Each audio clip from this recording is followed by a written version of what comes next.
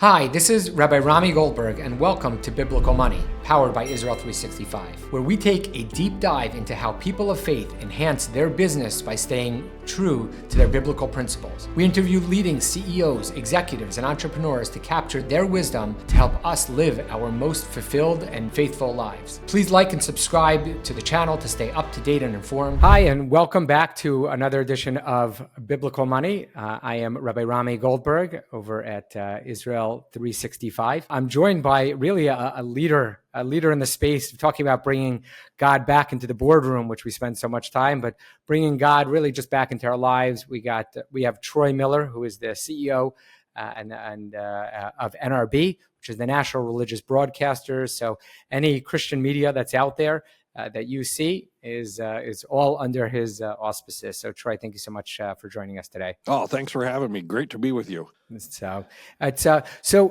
NRB. So I think it's just an amazing thing, and it's crazy. Just until I started with Israel 365 about a year ago, I never heard of NRB, but I guess you don't have too much Jewish programming on there.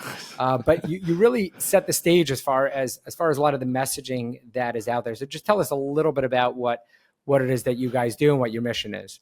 Yeah, a couple of different things that we do. One of them is the NRB has been around for 80 years now as the chief advocate, leading advocate for anybody who's in Christian communications, Christian broadcasting in particular, radio, television. Of course, today we have all of the digital communicators. Churches are into, broadcasting, streaming, everything that's sort of out there. And we advocate on their behalf for all of or any legislation that might be coming through that would affect anybody who's in Christian communications. We work with the regulatory agencies here in the U.S. about any kinds of regulations that would be coming through. And then we also just keep on the landscape of what's going on the whole legal side, what's moving through the court systems. And our goal is to keep Christian broadcasters and communicators in the marketplace and be able to operate their organizations as efficiently and effectively as they can. So that's one of the big things that we do. So, of course, we have offices in Washington, D.C.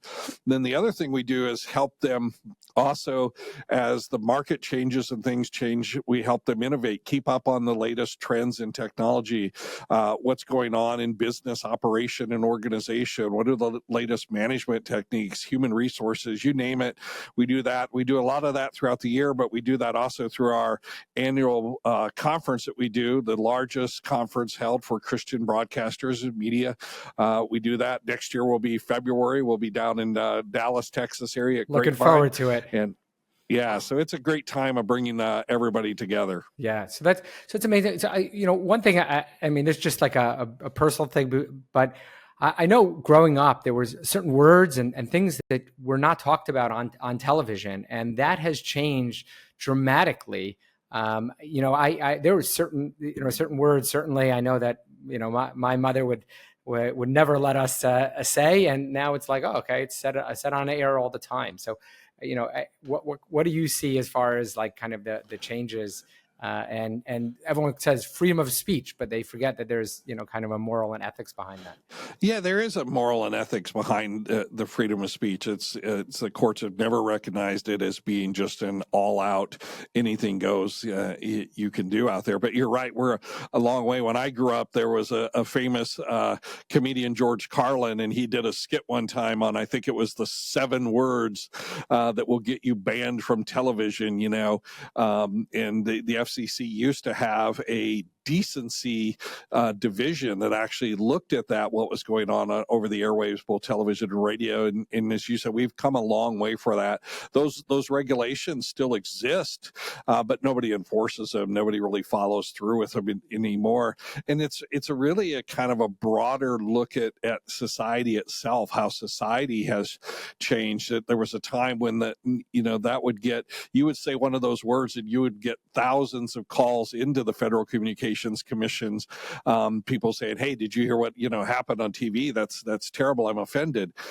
Today, you may get several hundred calls if one of those words come in, or may not any calls at all. It's really a sad look at what's gone on in society today, and I don't think that that's that old saying: does the culture go first, or does the regulations go first? But it is a sad state of where we're at. Yeah, no, I just look at the different mediums, and obviously some of them fall under the FCC and some don't. But as a parent of children, it's certainly something we're very sensitive towards these things. I don't speak this way in my house, and all of a sudden you're flipping on something which is certainly not within keeping of our biblical values. That the parts that we share. So. Yeah, that's tough. It's tough for parents today. It really is, because as you said, you only had to control the one medium, maybe television or radio, and they were kind of on your side. But today, with all of the different opportunities for streaming, and with kids having cell phones or internet access on tablets or other devices here, now you really have the wild west out there, because the FCC doesn't control the streaming platforms, and the Federal Trade Communication, which is supposed to look over those, really hasn't been a lot of help for parents out there today either. So there are a couple of things working through here in the U.S. that are trying to help parents, but it's a tough world today to raise children. Yeah, no, it's definitely something where we had on a certain platform, and I don't want to call anyone out at this point, but I was surprised. It was a music platform, and all of a sudden they have videos, and because it's technically labeled as a podcast rather than a song, so really anything goes. But sad state of where we're at. But so a lot of what we do here, just to go through, I'd love to hear you were in business. You worked at Gateway for a number of years before you kind of went into kind of advocacy and nonprofit work. But love to hear a little bit about Bible in the boardroom, and some of the things that maybe you wrestled with earlier in your career.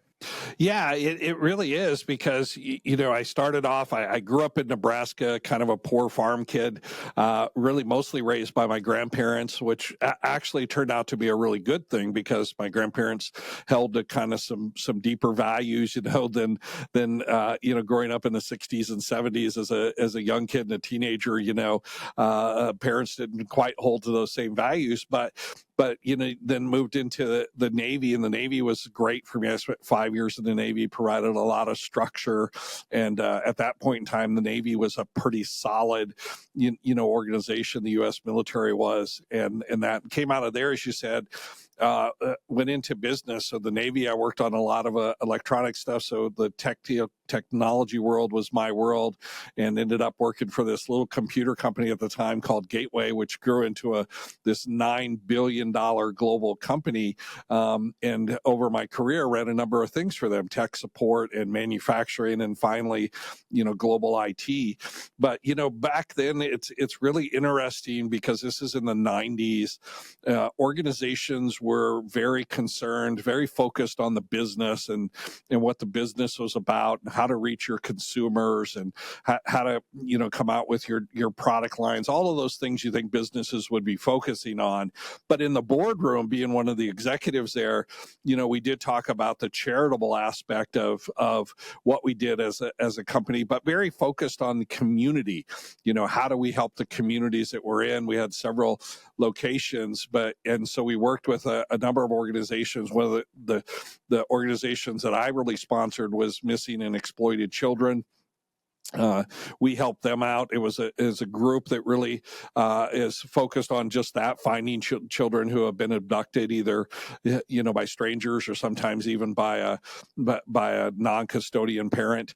And we helped them out. We provided them with a lot of computers, remanufactured computers. Really focused on that. Focused on some charities with the YMCA and the Catholic, but they were very focused on those kinds of things. And it really does take an advocate within that boardroom, that structure, to get that going, because it's not first and foremost on people's minds there. But it was good, and people got involved with that, and then we got involved with the local charities, homeless people and homeless centers, and we encouraged employees to volunteer time. So it's been a great career doing those kinds of things. Right, meaning and so but from Gateway, meaning you're down in Silicon Valley, which, as you talked about, coming out of the 60s and 70s, and people probably have, kind of your age, God is somewhat, missing from kind of front and center. Did you feel that as a Christian, that was something where there were questions that came up, ethical questions that kind of pushed you in one way or another?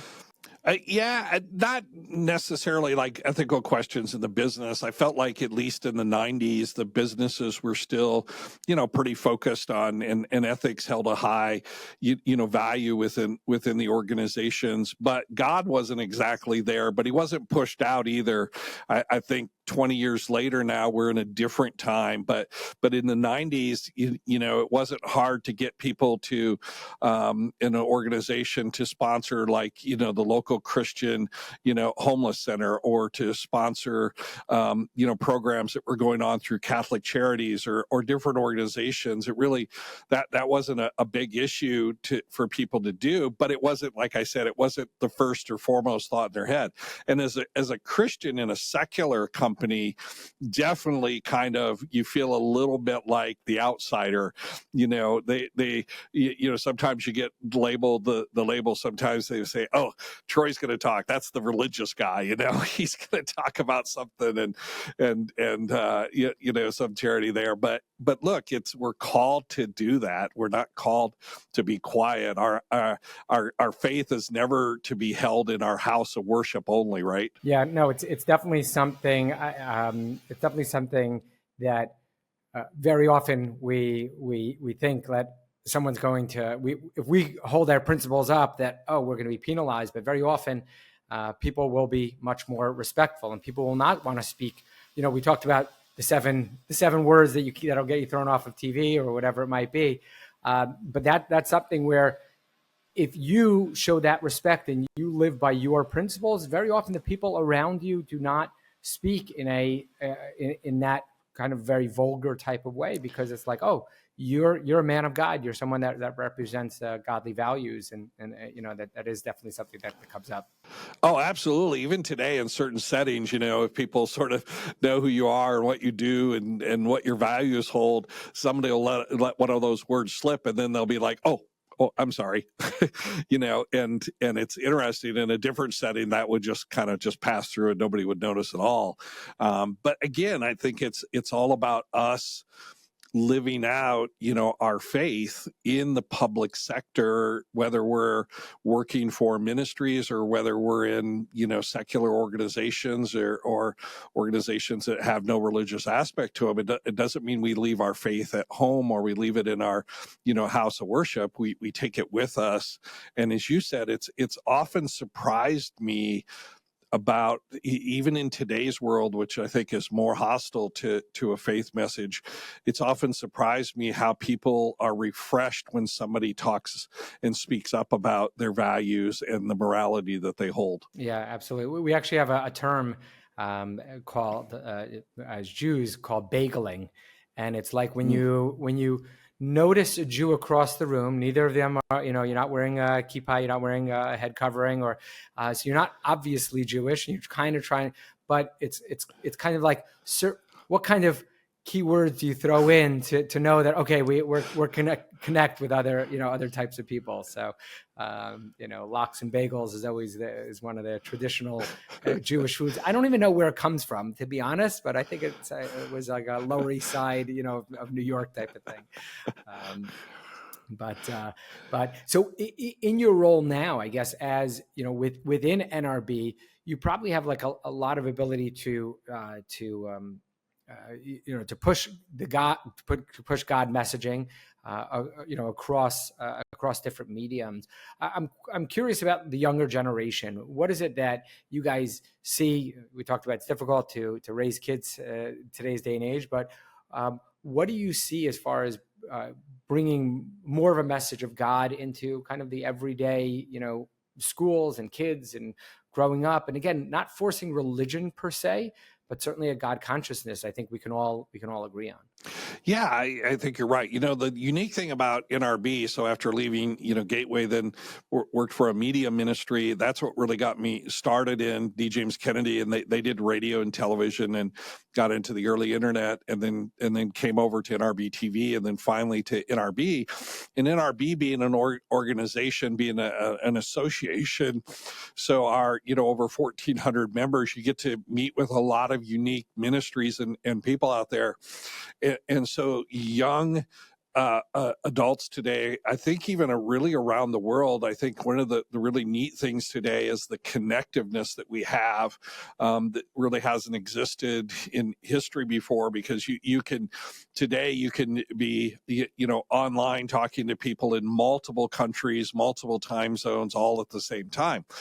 And so that's a really neat aspect, but it's created some challenges too, because we find that a lot of young adults really don't have the same sense of identity growing up that maybe a lot of us did, either identifying as let's just say as an American or an Israeli or a German or whatever, because they feel there's such a more global kind of sense of things. And the same thing with their faith. But talking to a lot of the ministries, especially the ones that work with young adults and some of the work that I've done, there's still a hunger there that they have for the truth. We kind of always see the extremes in the media, and we think that maybe young adults are all turned off about faith. It's really not true. They really do want to have conversations about faith. They're very curious, and I find very few of them that are, like I said, just completely hostile. Like, I don't want to talk about that. Don't force your religion on me. That's really not normally the response.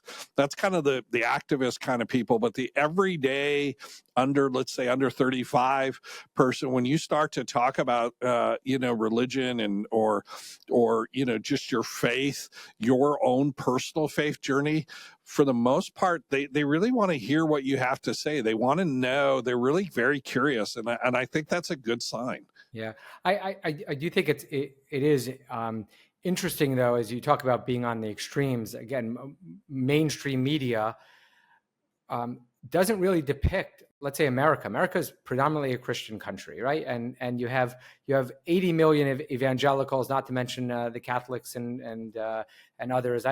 Jews are a statistical minority, but but if you look at anything within your pick your mainstream media, there's no talk, there's no representation of 1 in 6. Let's just say 1 in 6 or 1 in 5 Americans are evangelicals, and it's not there. So it's I think to your point. Yeah, exactly. The mainstream media and the entertainment industry today really does not reflect society in America. I actually had somebody, I was traveling a few years back in Thailand, and there was a person that I was talking to had been to America, and they were shocked because their first time coming to America, they thought America was what they saw in the movies and what they heard on media, and they were like, oh, the American people were so nice, and people were friendly, and people, the food was good, all the basic stuff. And they were like, there was definitely two different kinds of country. And I've experienced that going around the world. You often see that countries that are portrayed, stereotyped in entertainment or media are not the same as the people that are in those countries at all. I mean, I could speak of that firsthand, right? Being here in Israel, it's middle of, we're in the middle of a war right now, and there definitely are, hot button locations, but things always that the media certainly tries to drill down on those really tough, tough situations. Yeah, and my experience of my two trips this year to Israel, I mean, they try to act like, the media tries to that there's this divisiveness and in the society, and it's really not. You get into Israel and you find out that there are, Arabs and Muslims and different people that are living together side by side and in harmony, and that's not, it's not at all what the media tries to portray it, and people are very friendly to one another and respectful of one another. We always have, the outliers, but for the most part, that's the real society that doesn't often get shown. And that's, I think, back to kind of looking at this show, that's one of the problems in the boardrooms today, where they're either hearing from nobody or they're only hearing from one side, and so one side gets into the boardroom, and starts to talk about all of this and villainizes the other side. And then you see corporations, all of a sudden get involved in social issues or politics that they wouldn't maybe normally get involved in. And what we're finding in NRB, one of the things that we're working very hard on is to get into the C-suites and the corporate boardrooms across the country, so we can, talk about those 80 million consumers, 80 million people that are in this country that really hold faith very dear to them. And we talk about that from all different religious aspects, but that's, we often find, again, the C-suites are very open to those conversations. It's not like, I don't want to have that conversation. Yeah, there's a lot more that people want to have. Do you think there's any way to kind of solve what happens in media? A negative headline is going to be so much more powerful. Death, destruction, oh my gosh, everything is falling down. It gets 10 times the amount of views as compared to, hey, by the way, someone did this amazing act of kindness. Yeah, and you're exactly right. And media drives on sensationalism, which drives eyeballs, which drives advertising dollars, right? That's the kind of business model that's going on there. So it's sort of a, self-perpetuating, defeating sort of thing. But I do think there are some really neat things going on. First of all, I think there's the rise today of interpersonal communications, back to that best time to communicate, where people are starting to say, hey, I'm going to listen to individuals more than I'm going to listen to mainstream media or legacy media out there. I think people are figuring out that mainstream media are not really the journalists that they used to be of old, that they're a lot more opinion and propaganda kind of organizations, or like you said, like we talk about, sensational. So I'm really encouraged by some of the numbers that I see of people who are not getting their news or getting their opinions from mainstream media. And, like the work you're doing at Israel 365, that people are listening to different voices and going to direct, say, maybe it's better that I actually listen to somebody who lives in Israel than somebody who lives in New York City or wherever about what's going on in Israel. So I do think we live in a great time where that's very hopeful, that people still want to hear the truth and are starting to seek it out more. Yeah, no, it's. I think it's so interesting. I remember going to a TED Talk actually in Tel Aviv a number of years ago, and they said in every major way the world has gotten better in terms of life expectancy and general health and less kids starving and on and on and on. The only thing that we're really going down in is happiness, because we and he went on to talk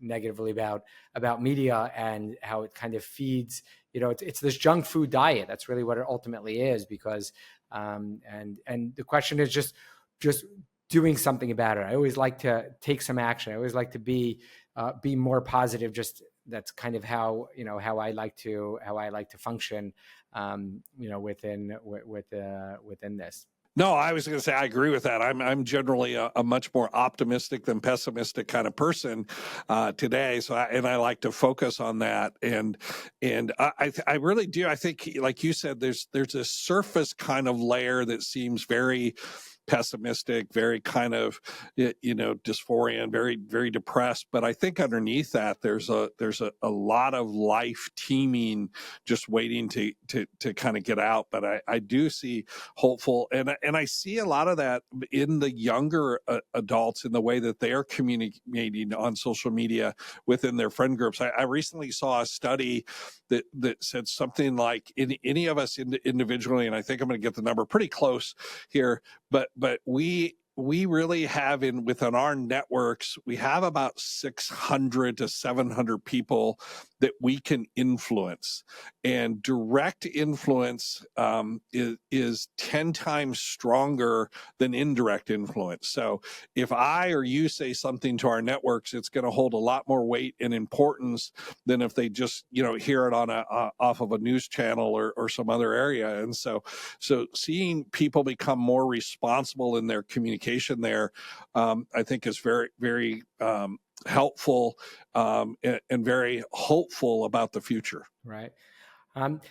That's good, and I love the optimism, and thankfully my kids, I try and keep them off of social media even as they get older.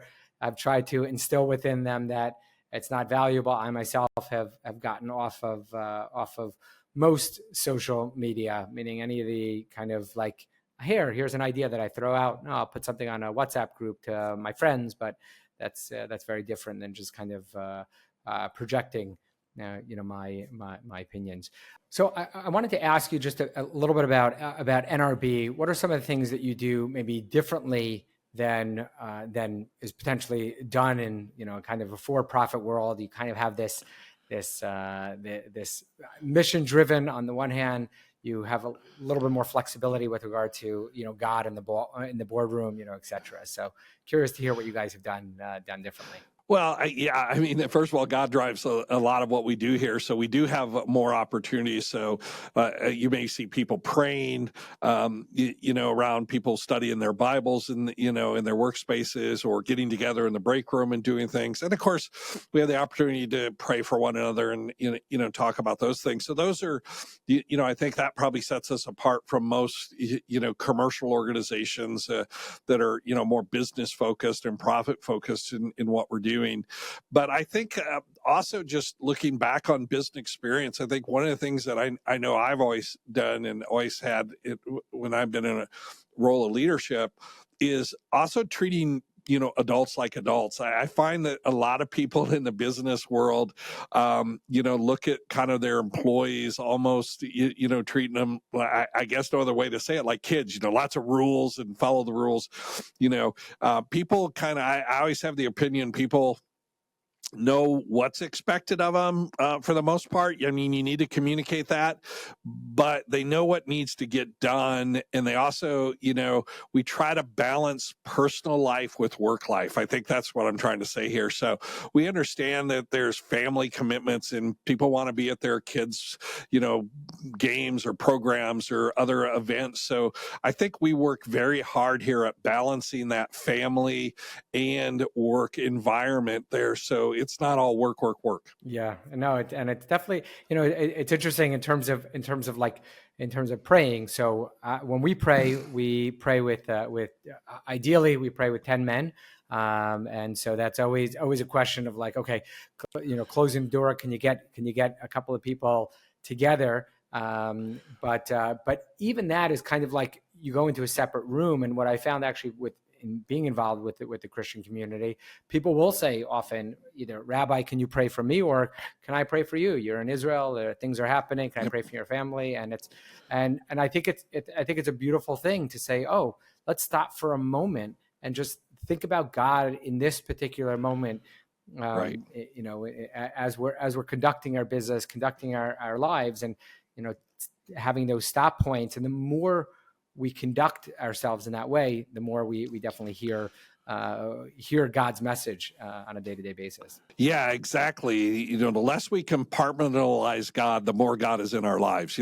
That's we just have a tendency to do that. But I think we have the advantage in the Christian side, as you said, to just be able to do that. So I think one of the Hasidic sages say, where can God be found? anywhere you'll let him in. Yeah. So Oh, amen. That's a great, yeah. You know, it's a very powerful line, right? I mean, how often do we make room? Do we make room for God? So, as far as certainly talked about some of the challenge opportunity. What's some of the things that you're really excited for? Kind of next step in seeing NRB, next step in terms of like where you think you can expand to, and how you can have an impact, as we talked about, on some of these other mediums that have been kind of pushing in a much more challenging direction. Yeah, well, first of all, I'm really excited because, like I said, I think we live in the greatest time of communication in the history of mankind, and there's just so many opportunities out there, and it's so easy to do. You know, you can communicate. All you have to do is have your cell phone, and heck, most of the world has one of those. And so we live in that time to do it. People just need to be intentional about it. But we're seeing, so many new ministries, so many new communicators come up. We have this whole idea of influencers out there, and now we're seeing a lot of faith influencers on some of the other social media platforms, especially some of them that have like you said, a pretty bad reputation for the content that they have out there. And so that's really exciting to me to see a lot of new energized young communicators getting up, using the mediums that they've grown up with to communicate their faith and to get involved in the public square.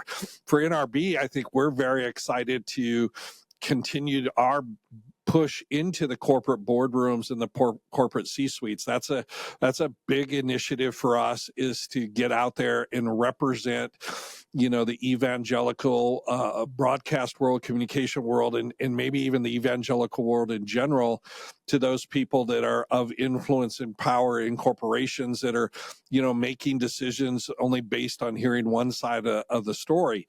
And so that's another area of very encouraging for us, an initiative we have going forward. And then the last one is to be more vocal and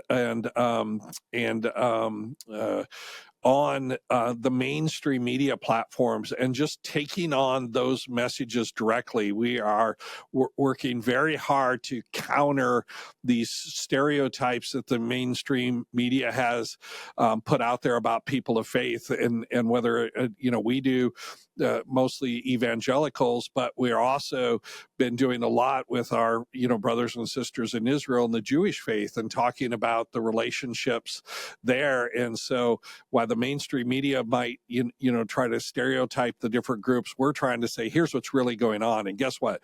Christians and Jews work together really well, and we have a lot of common ground we're working on. And so that's the areas that we're really focused on, that addressing and attacking those counter messages in the mainstream media, and getting into those boardrooms, those corporate C-suites, to let people know who the 80 million evangelicals are in this country. Yeah, and it's that's just evangelicals, but there's many more God-believing people, whether Catholics and Jews, and so there are many other people that would want to see that kind of programming as well.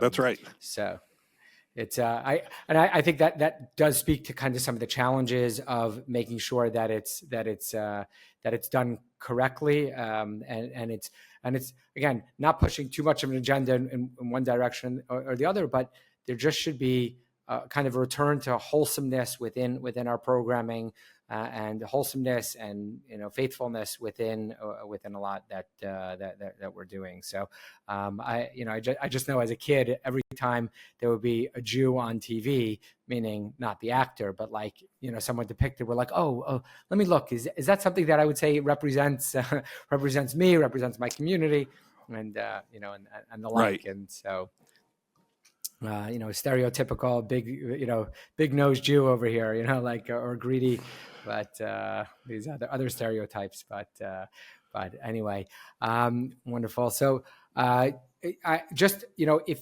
I guess we're going to be wrapping up. Do you have like a favorite Bible teaching with regard to how you conduct your business, or something to share in that regard? Well, look, in Romans, for us in the New Testament, in Romans 13, Paul talks about us, living out our faith, not conforming to the world, but transforming our minds, to the things of God. And that is something I think we have to always be conscious about, especially when we work in secular companies, commercial companies. We have to remember we don't leave our Christian values, our morals, our ethics, our principles behind. We take them with us wherever we go, and we live them out. And I think that's one of the things that's always been important to me, and really a guide for how we move forward as leaders wherever we are, and especially as Christian leaders or Jewish leaders. The Old Testament calls us to do the same thing, to live out our values in life, and that's so important to us. Yeah, amazing, it's so true. We have to bring it out, and again, the more that it's out in the public sphere, the easier it is for us to conduct ourselves in that way. So. That's right, Troy. I cannot thank you enough for taking the time, and I know you're very busy. Looking forward to seeing you in Dallas in a couple of months, and so thank you for all that you do, and looking forward to continuing to collaborate. I know that we have a strong collaboration between our organizations, and may it only continue to be a blessing unto God and to this world. Well, thank you, and thank you for having me today. And the same thing, look forward to seeing you in February, if not sooner, in Israel. But for all the work that you guys do, keep it up. We're praying for you, and just let you know we're praying for, especially for all the people in Israel during this time right now. So thank you for having me. Thank you. I appreciate that.